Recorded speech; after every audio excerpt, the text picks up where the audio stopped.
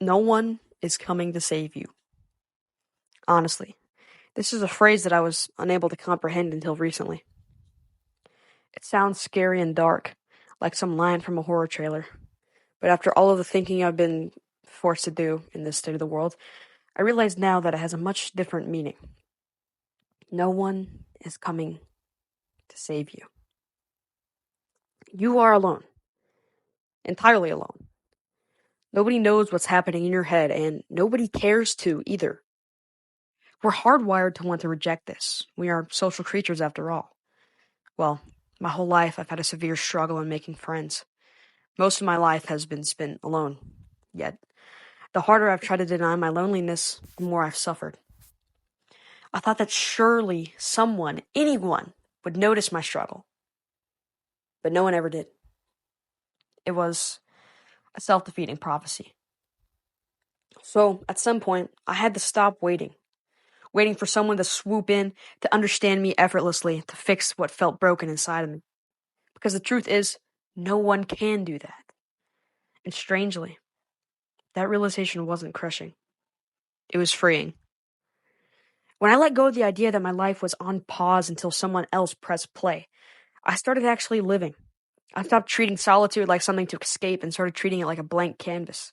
A space where I could create, explore, and exist exactly as I am, without explanation, without apology. And creativity, it thrives in that space. Not in the noise of trying to impress or to prove something, but in the quiet, where you can really hear your own thoughts. Where you can make things just because they feel right to you without worrying if they'll be understood or accepted. Because when you stop waiting for someone else to validate you, you realize something incredible. You were always enough on your own. But I would be a liar if I said that I don't still struggle with this. There are days when the silence feels heavy, when the weight of being my own anchor is exhausting, when I catch myself reaching, hoping for someone to prove me wrong, to swoop in after all. But then I remind myself. The goal was never to become immune to loneliness. The goal was to stop fearing it, to stop seeing it as something that made me less whole and instead something that gave me room to grow. And honestly, that's where the magic happens.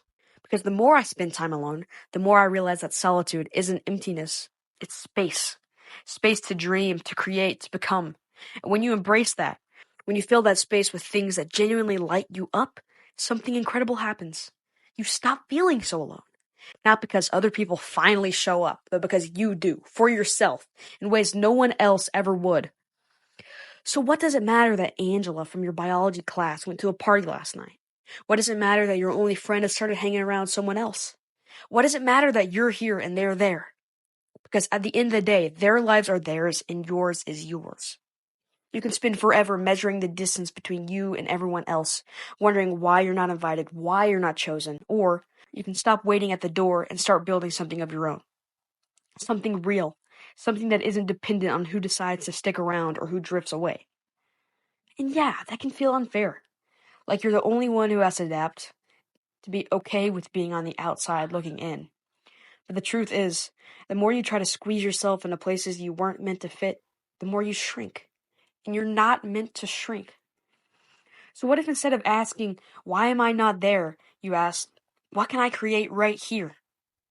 Because right here, this space, this solitude isn't empty. It's yours. Real life is more than a movie or a video game. You can't live a perfect coming-of-age story, so stop trying. Quit moping around on your phone and start actually living. Not in the way you think you're supposed to, not by chasing some idealized version of youth where everything falls perfectly into place, but by embracing what's real. Quit the bullshit. Get to the source. Go outside, make something, give yourself that shitty haircut. Play an instrument, even if you suck at it.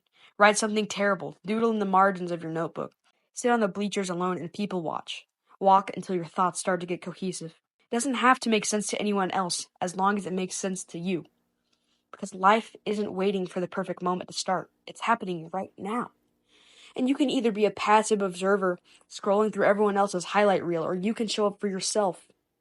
Messy, imperfect, confusing, completely real. That's where the real coming-of-age story happens. Not in perfectly curated moments, but in the ones you don't even think about until later, when you realize you were never missing out. You were just finally paying attention.